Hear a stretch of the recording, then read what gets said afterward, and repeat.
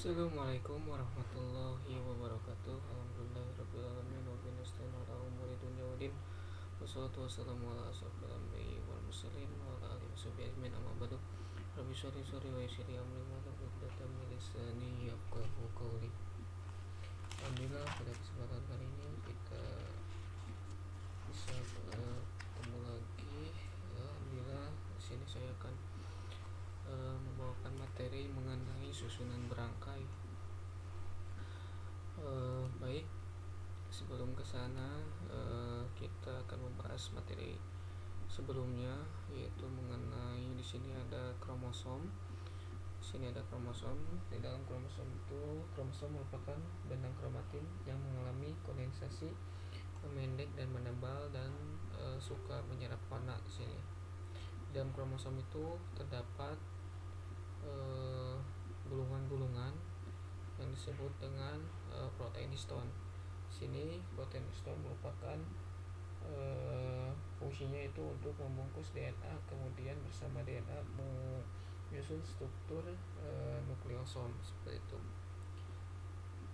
Selanjutnya di dalam gulungan-gulungan ini terdapat DNA itu. Dalam DNA adalah salah satu jenis asam nukleat yang mempunyai kemampuan diwariskan seperti itu. Sedangkan di dalam DNA tersebut juga terdapat gen. Gen merupakan materi genetik pembawa sifat terdapat di dalam kromosom seperti itu. Di sini kita ibaratkan kromosom. Yang ini kita ibaratkan kromosom. Ini kromosom 1, ini kromosom 2. Kromosom ini terdapat lokus itu. Lokus itu adalah letak suatu gen, di mana gen itu mempunyai tempat sendiri gitu, tidak acak-acakan gitu. Itu disebut dengan lokus. Sedangkan sini ada alel. Alel merupakan pasangan gen. Pasangan gen di sini kan ini ada kromosom 1, ini kromosom 2. Kita ibaratkan di sini gen A misalnya A besar, di sini gen A kecil gitu. Jadi ini mempunyai pasangan disebut dengan alel seperti itu. Ini juga tiga pasang gen bentuk pada tiga lokus sama dengan tiga pasang alel. Ini alel 1, alel 2, alel 3 seperti itu ya.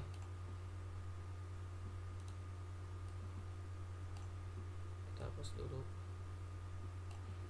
Baik, selanjutnya dalam letak gen dalam kromosom, menurut teori kromosom dari T. Boveri dan W. S. Sutton 1903 menyatakan bahwa kromosom adalah bagian dari sel-sel yang membawa gen-gen ini selama meiosis mempunyai kelakuan berdasarkan prinsip Mendel, yaitu memisah secara bebas. Akan tetapi prinsip Mendel ini hanya berlaku apabila gen-gen letaknya lepas satu sama lain dalam kromosom. Di sini dalam gambar di sini itu ada, ini ibaratkan kromosom, ini ada kromosom letak gennya lepas. Disebut gennya lepas di sini karena dalam satu kromosom itu hanya terdapat satu gen saja gitu. Ini kromosom, misalnya kromosom ini gen A besar, ini gen A kecil, ini gen B besar, ini gen B kecil gitu. Jadi dalam satu kromosom itu terdapat satu gen gitu, seperti itu. Sedangkan untuk poin B ini kromosom letak gennya terangkai gitu. Disebut terangkai itu karena dalam satu kromosom terdapat dua atau lebih gen gitu. Ini akan ada gen A, gen B, gen A besar, gen B besar, dan di sini juga ada pasangannya gitu. Disebut terangkai itu jika terdapat pasangannya gitu, dan mempunyai dalam satu kromosom itu terdapat beberapa gen seperti itu. Ini A besar pasangannya A kecil, B besar pasangannya E kecil seperti itu. Menurut Thomas Hutz Morgan 1866 sampai 1945, penelitian pada lalat buah Drosophila yang berhasil bahwa gen-gen bersama alel-alelnya terletak pada sepasang kromosom homolog berkelompok hingga disebut kelompok berangkai seperti itu. Di sini berangkai merupakan atau adalah peristiwa terdapatnya dua atau lebih gen dalam sebuah kromosom. Ini kata kuncinya itu dua atau lebih gen dalam sebuah kromosom. Yang tadi contohnya sudah dijelaskan. Mungkin lebih jelasnya lagi, kemungkinan rangkaian gen yaitu ada tidak berangkai. Gen-gen yang dikatakan tidak berangkai apabila gen-gen tersebut terdapat pada kromosom yang berbeda, bukan homolog, jadi hanya satu itu yang berbeda.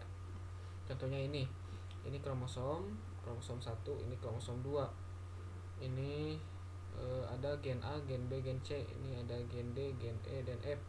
Ini kromosomnya berbeda gitu antara kromosom 1 dan kromosom 2. Untuk itunya tidak ada pasangannya itu. Untuk K-nya juga berbeda gitu. Ini A, ini D gitu, seperti itu. Selanjutnya itu untuk berangkai.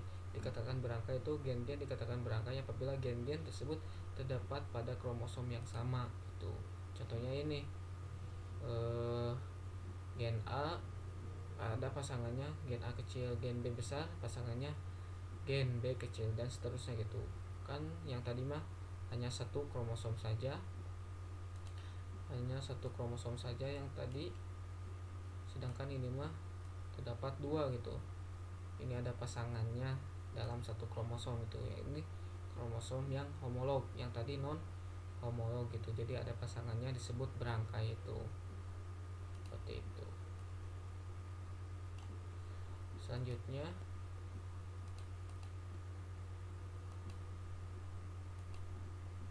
macam-macam berangkai. Sini ada rangkaian sempurna. Bisa dilihat langsung contohnya saja biar langsung mengerti. Gen-gen letaknya berdekatan, bisa dilihat pada gambar. Ini gen A, gen B, gen C itu berdekatan gitu. Urutannya dan letaknya gitu. Selanjutnya itu pewarasan selalu bersama-sama, tidak terjadi pindah silang dan tidak ada rekombinasi.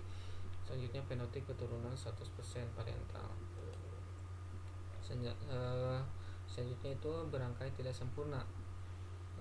Berangkai tidak sempurna itu untuk bisa pada gambar itu gen-gen letaknya berjauhan dalam satu kromosom gitu. Ini ada gen A dan gen C. Ini letaknya itu berjauhan gitu, mempunyai jarak gitu antara gen A dan gen C, itu disebut berangkai tidak sempurna.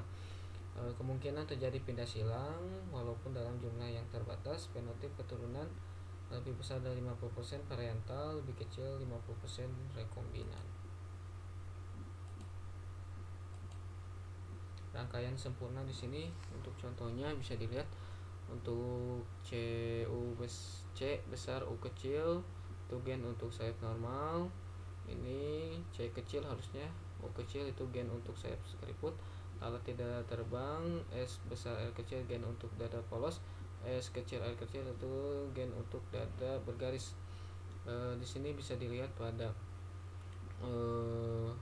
ini untuk C besar U kecil pasangannya C besar U kecil, untuk S besar R kecil, untuk pasangannya juga itu S kecil R kecil, seperti itu. Untuk gen-gen terangkai dalam susunan cis, sedangkan yang bawah ini susunannya trans gitu. Ini bedanya, ini besar, ini kecil, ini besar, kecil, ini kecil, besar gitu. Untuk susunan cis dan susunan trans, seperti itu.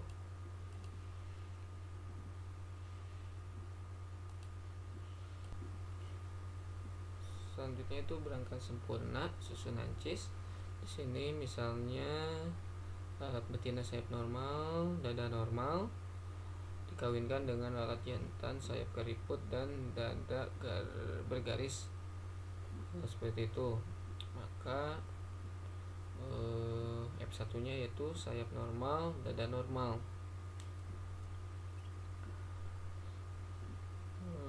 gen-gennya terangkai sempurna, maka lalat di hibrid F1 membuat dua macam gamet, C besar U kecil, S besar R kecil, C kecil U kecil, S kecil R kecil. Jika lalat F1 dikawinkan sesamanya akan didapat F2, yaitu 3 normal, 1 sayap keriput, dada bergaris, seperti itu. Selanjutnya berangkai sempurna susunan trans. Itu misalnya lalat betina sayap normal, homozigotik, dada bergaris-garis, CU dikawinkan dengan lalat jantan sayap keriput dada normal, maka F1 nya itu normal, baik sayap maupun dadanya itu normal, seperti itu. Sedangkan gen-gen yang terangkai sempurna di hibrid F1 akan membentuk dua macam gamet, yaitu C besar U kecil, S kecil R kecil, dan C kecil U kecil, S besar R kecil. Jika lalat F1 dibiarkan kawin sesamanya akan didapat F2, yaitu 2 normal, 1 sayap normal, dada bergaris, 1 sayap keriput, dada normal, seperti itu. Selanjutnya rangkaian tidak sempurna, contohnya pada tanaman Ercis, Pisum sativum, dikenal gen-gen terangkai seperti ini. Untuk kodenya itu plus itu berganti huruf M besar, gen bentuk bunga ungu, dan M kecil itu gen bentuk bunga merah, plus itu pengganti huruf untuk huruf B, yaitu gen untuk serbuk sari panjang, dan B kecil untuk gen untuk serbuk sari bulat. Ini bisa dilihat pada gambar. Pada PT ini plus pasangannya M kecil B kecil, ini plus B besar B kecil M plus gen terangkai dalam susunan cis, yang atas, yang bawah ini susunan trans, seperti itu. Rangkaian tidak sempurna susunan cis dulu, misalnya tanaman Ercis berbunga ungu dan serbuk sari panjang dikawinkan dengan tanaman berbunga merah, serbuk sari bulat, maka didapatkan F1 itu serbuk berbunga ungu dan serbuk sari panjang. Maka hasil uji silang tidak memiliki perbandingan 1:1:1:1. Ini disebabkan akibat terjadinya pindah silang gen pada tanaman hibrid. Gametnya itu yang tidak mengalami pindah silang, gen-gennya itu gamet plus dan gamet M kecil dan B kecil dibentuk paling banyak. Sebaliknya gamet-gamet yang gen-gennya pindah silang, yaitu gamet plus B dan plus M gitu. Sebaliknya sedikit hingga menghasilkan keturunan sedikit pula. Bisa dilihat pada di sini untuk F1-nya itu berbunga ungu dan serbuk sari panjang gitu. Maka disilangkan lagi dengan serbuk sari berbunga merah dan serbuk sari bulat itu, maka keturunannya itu ungu 192 berbunga ungu serbuk sari panjang, sedangkan untuk 23 berbunga ungu serbuk sari bulat, sedangkan untuk 30 berbunga merah serbuk sari panjang, 182 berbunga merah serbuk sari bulat itu. Untuk hasil semuanya itu 427 dan frekuensinya itu 10.000, seperti itu.